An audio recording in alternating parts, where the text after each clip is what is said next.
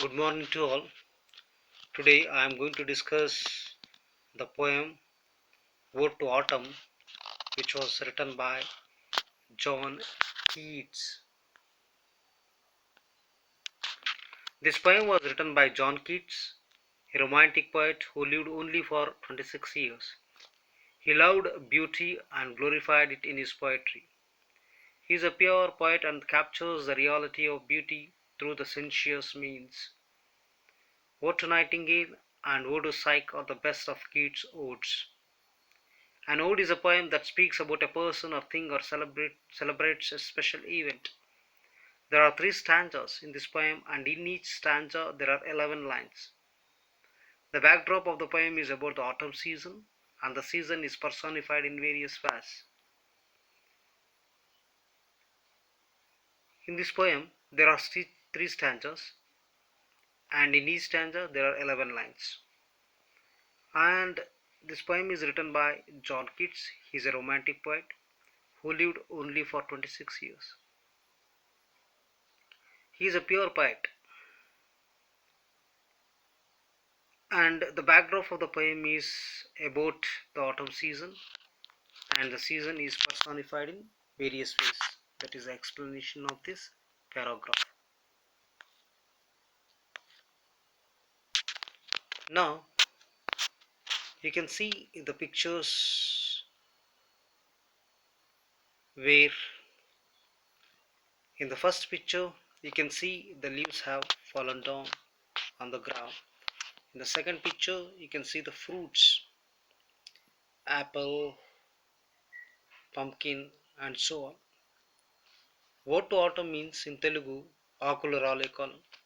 You can see in the first pictures that the leaves has fallen on the ground, and in this picture you can see that honey bee is sucking honey from the flower, and other you can see hazel seeds. Now I am going through the first stanza of the poem. Season of mist and mellow fruitfulness, close bosom friend of the maturing sun,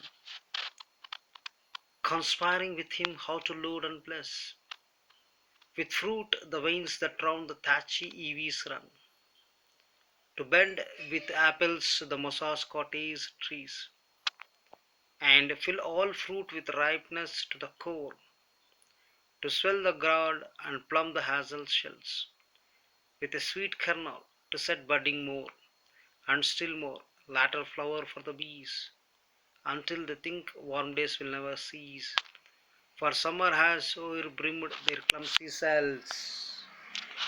In the first stanza, Keats personified autumn as a woman. It is a season of mist and fruits are ripened on the collaboration with the sun.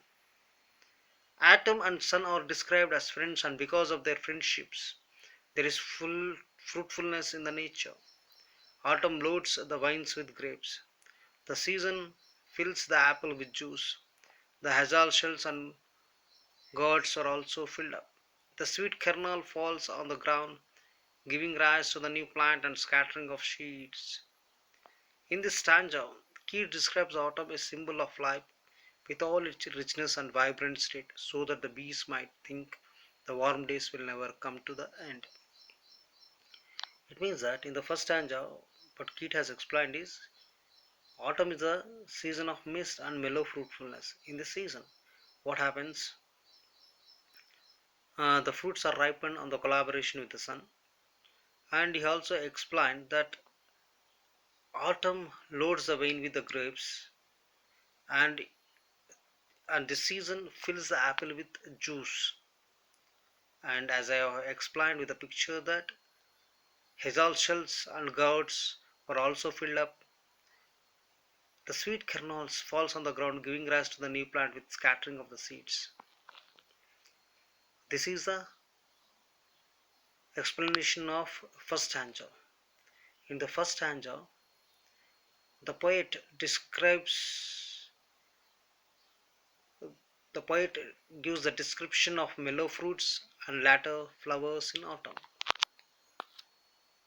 And now let us see another pictures, you can see that they are harvesting.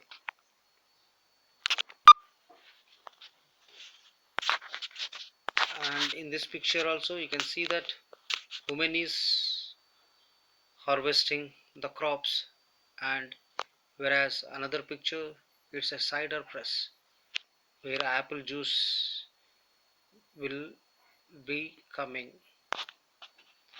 Who hath not seen tea of amidst thy store? Who hath not seen thee of amid thy store? Sometimes whoever seeks abroad may find thee sitting careless on a granary floor, thy hair soft lifted by the winnowing wind, or on a half reaped furrow sounds asleep, drowse with the fume of poppies, while thy hook spares the next swatch and all its fine flowers.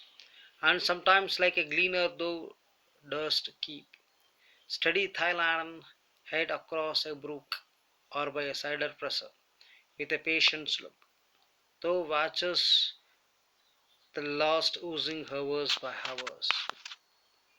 In the second stanza, the poet considers autumn as a season of harvest. In the first stanza, the poet compares autumn with early in the day, and in second stanza, he considers the season as afternoon. In this, he considers autumn as goddess, sitting on the granary floor, her hair lifted by the wind, and often sleeps it in the fields, walks across and watch the making of cider. Let me explain the second paragraph. In the second paragraph, poet describes as a woman doing activities of harvest. In the second stanza, autumn is personified as a winnower, a reaper, a gleaner, and a side presser. A reaping, winnowing, gleaning, and side pressing are all operations connected with the harvest. They are carried on during autumn season. At first stanza, autumn is depicted as a harvester sitting carelessly in the field